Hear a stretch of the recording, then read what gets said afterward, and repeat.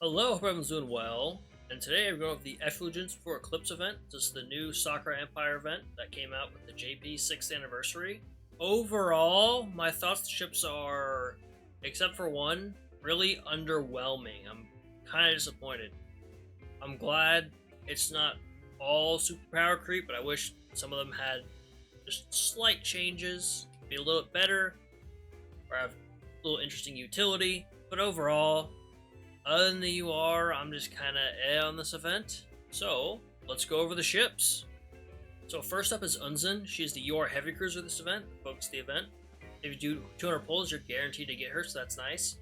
My first impressions were, it's just Ibuki's power creep, and going through her pretty much is. A little bit of differences, her HP stat's a little bit lower, but she has actual survivability skills, unlike Ibuki does, so it kind of makes up for it. Her torpedo stat is the highest of any heavy cruiser, which is really nice. She's in the upper half of heavy cruisers for AA. Not, super fantastic, but decent enough. Her reload is pretty good, and her speed is pretty good as well. It's a little lower than Ibuki, but she gets a buff for that too. And her accuracy is one of the best for the heavy cruisers. One of the standout features of her is she has a double torpedo preload. That's really, really nice. And also, she can reload all her torpedoes at the same time. So Chamato was the previous ship that had this effect, and she was pretty unique in that way, so unfortunately, she lost her uniqueness there. It's a bit sad. But yeah, so let's go on to her skills. Her first skill, all the skills in this event are way too long with names. We gotta trim it down. First one's not so bad. Second one, too many letters. So Exorcism for the Mortal Realm. She buffs her offensive capabilities and evasion by 20%, so firepower and torpedo. She gets a special barrage every 20 seconds that also has a debuff to enemies hit by it.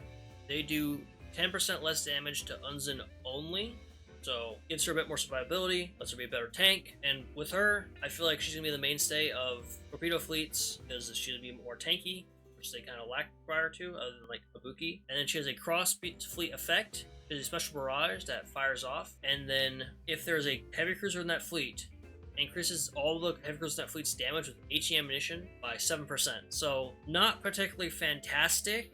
I mean, later in the game, you'll be wanting using AP ammo anyway. So if it's a stage, you're doing something with light armor enemies, then I guess that could help. You could have a Otago in the other fleet since she has extra damage with a HE gun, I guess. So yeah, the cross fleet effect is not the best. We'll see how much the cross fleet barrage actually does. Overall, that part, not too impressed with. The first part, pretty good. And then her second skill, Coalescence of Cloud Shade and Etherlight. Once again, skill name is too fucking long. It's a massive torpedo buff, so 50% crit rate and 75% crit damage at max level. That's extremely good, extremely potent. And also, she gets extra speed for a few seconds and a shield when her torpedoes finish reloading. Now, this does not stack if she has her 2 torpedoes reloading. It just, if it reloads, I assume it just refreshes. So overall, like I said earlier, gonna probably be the mainstay of the new torpedo meta. You can run with like Shimakaze and Udachi, so have Unzen be your foremost vanguard, taking most of the damage. Shimakaze and Udachi in the middle. Udachi is in here because she's really good, and you can retrofit her now all the time because her item is in the shop, so that's really good. And Noshiro is free to get, and she buffs torpedoes for your vanguard, so that's really, really good. And you can just, if you can get Unzen and then grab Udachi and Noshiro since those two are free, Shimakaze is rerunning soon, you can have yourself a really, really potent torpedo fleet. So overall, pretty decent.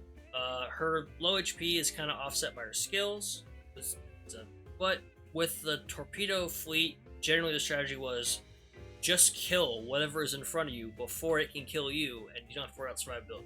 So yeah, you can probably do that pretty well with her, with those double torpedoes and continuous reload. That's really fucking good. I'd say worth pulling for. Just try and get her and get her quickly. Hopefully you don't have to go to pity. Well, I never want you to go to pity for URs. That's just sad and unfortunate. Hopefully you don't have to deal with that. Definitely strong. If you don't get her, Ibuki's still always there. He's not as good, but one's in here. With her, I was hoping she would be kind of like a Kazugumo of battleships with some kind of battleship buff, but she's not. She's just regular torpedoes, so that works too. Not exactly what I wanted, but like the song goes. Can't always get what you want, but sometimes you get what you need. So next up is Owari. Her stat line is basically identical to her sister ship Key from the Shinano event, who was the event ship, so she was free. So Owari has slightly more HP, but otherwise, same firepower, same torpedo, everything's basically the same. Like Maybe the luck and speed, so it's slightly different. I think Key is still a little better with her skills and her buffs. They're a little less, they don't have the RNG element, and they provide a little more utility for like torpedo fleets. But overall, her stats really good. So yeah, solid in the stats department. Skills, not a huge fan of. One of them's pretty good. The other, let's just get into them. The Power of Friendship. At the start of battle, every 20 seconds, she'll randomly buff another ship in game that says you have a trait, Best Buds. And while that buff is active, Owari's firepower, accuracy, and reload are buffed by 20%. And then when the buff ship sinks or the trait expires, it didn't say when it expires, I'm assuming every 20 seconds, that's when it refreshes. Owari will fire a torpedo barrage, which got decent torpedo stat, so it'll do a little bit of damage. Basically, it's a roundabout way of saying Owari gets 20% buffs to firepower, accuracy, and reload, and she also gets a torpedo barrage every 20 seconds. So as long as there's one other ship, which there has to be, you have to have one Vanguard, then this effect's guaranteed. So basically, it's a guaranteed effect. It just, who gets this random buff is the random part, which I'm not a huge fan of. And so the Best Buds effect, trait, whatever they call it, Best Buds trait gives A plus 15%, and decreases damage taken by 10% if the ship affected with this trait is in the main fleet. So, okay, if you're getting chunked pretty hard, then this could be nice, but then it's temporary and may not activate on someone you want. For Vanguard's a lot better. Firepower and torpedo by 50%, pretty good. So I like that part, but the RNG just really hurts this effect. I wish it wasn't like that. Maybe make, guarantee one the Vanguard, one the main fleet, other than herself, and then reduce the effects a little bit. Drop the AA to 10%, and keep the main fleet one damage taken by 10 to 10. Drop 500 torpedo to 10 for Vanguard. I would balance it that way, but see how she goes. And then her second skill, Don't Mess with My Best Buds. It has a base 75% chance to activate a special barrage when she fires her main guns. That's really, really good. And when this barrage fires, all your key class deal 10% extra damage. So the key class is her and the name ship Key right now, so not the best usage on that, but that's okay. You run these two and then the all torpedo fleet because Key buffs torpedo damage for your Vanguard if there's X amount of soccer ships. And then the activation rate for this barrage is buffed by 25% if the flagship is one of these things. Sakura Empire, so you can run like Nagato, a battleship, battlecruiser, or aviation battleship. So once again, just run Nagato. She's free in the metal shop. Well, not free. She's in the metal shop. Or the flagship receive one of the Best Buds buff at least once during this battle. So that's pretty easy to get to 100%, and that's pretty good. So overall, really decent. I'd say probably the second most powerful ship in this event, in my opinion, like in terms of usability. But I just really don't like the RNG of that buff for her first skill. That's with the French event recently. I didn't like it then when it was a bunch of RNG stuff, so yeah. And the main fleet buff for the RNG part, it just kind of poor. Yeah, that was Owari. Wish she was a bit better. She is my favorite design out of this lot, but it is what it is. So finishing up the gacha ships, we have Natori. She is an elite rarity, so her viability is already dropped because she just has lower stats because of that. Her anti-air isn't too terrible. It's around parity with the Brooklyn and Cleveland class of, elite and rare rarities. But overall, her offensive, so torpedo and firepower, pretty low compared to some other ships, so that's not particularly great to start out with. And then for her skills, Hero Numa's Protection. At the start of battle, she deploys a barrier that can negate up to 10% of max HP and damage, and this lasts for 20 seconds. And then for the first 30 seconds of battle, she gets a supporting barrage that's from a battleship. And she also decreases your light cruiser's damage taken by 12%. So that's a nice little buff there. But overall, not too crazy. And with the time limit on that first part of her skill, well, the first two parts of her skill, I would say she's probably much better for mob fleet duty. So if you're going to use her there. And her second skill, Super Cheat Code powers. So we've got an hacker here. She buffs her firepower and torpedo by 10%. This buffs her torpedo to a okay level Not super fantastic, but okay. And then she also has an additional effect to this, where she activates an additional barrage when all assault activates. So for this, I would say have a fast main gun on her, so you get this off as much as possible. Overall, probably just a collection ship. If you really like her, you can use her, obviously, as always. Yeah, that was Natori. So next up, we have Hatsuzuki. She's technically in the gacha shop. I know I said Natori's last of the gacha ships, but you can get Hatsuzuki elsewhere as well, and we're not spending gacha currency, so that's nice. Get her from the event drop, from B3 and D3. You can get her from the event shop for 8,000 points, and you can get from the gacha pool. But I'd recommend just grinding for her if you're going to get her. So she wants to be in a Sakura Empire fleet to make most of her skills, which is, you know, makes sense. And there's a lot of good buffers for Sakura Empire, so that's perfectly fine. And this gives her a firepower and reload buff by 5% per stack, so it can stack to, so it can be stacked up to 15%. Which the reload, really nice. Firepower at level 120, she has 85 firepower, so it gets up to like 97 firepower. Not particularly great. She also buffs her own crit rate by 10% and evasion rate by 5%, so that's decent. Then every 15 seconds, she fires a level 10 special barrage. So yeah, okay abilities. The reload buff's nice, firepower, it's whatever. If it was torpedo reload and the torpedo was a little lower, that'd be a lot better.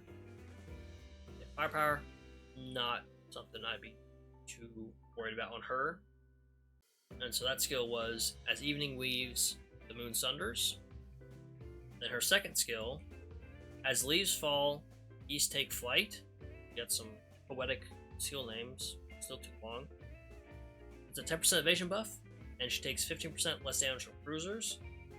Her evasion stat, her stats overall are kind of low.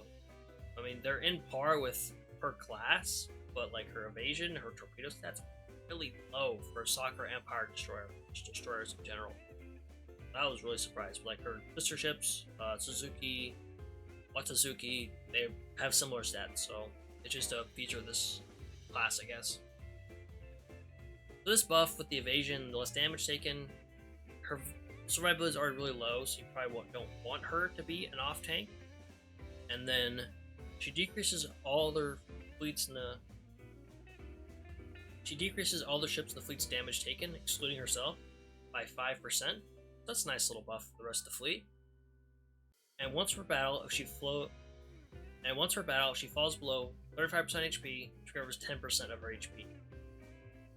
Now, I like the damage taken reduced for the rest of the fleet, but that HP threshold of 35%, she'll definitely be hitting it quite frequently if you don't have good tanks around her, because her HP and evasion are really, really low. She's light armor. But the heal is 10%, so that's not a whole lot. So you'll definitely likely be activating that skill a lot, but she might also die before it gets to affect too much. So yeah, very underwhelming. I would probably put her lower in the shop for things to buy. She had a cool design, just doesn't look very good. No, that's unfortunate, but moving on. And lastly for the ships, this is the point accumulation ship, Asanagi. She's just collection ship, and I think this is Yostar testing the waters to see if the fans like this artist. If you know, you know. I'm not going to go into it. But otherwise, just really good torpedo stat. Otherwise, she's an elite rarity, so not particularly great. So for her skills, Fist of Fury, there's a 50% chance to fire a special barrage that stuns enemy when she fires her main guns. There's no details on how long this is, it just says momentarily. So, half a second? I don't know. If it's just that part of the skill, and there's nothing else, no other requirements or restrictions on the skill, it'd be fantastic. You can do some really fun stun lock tactics, and just troll people in PvP.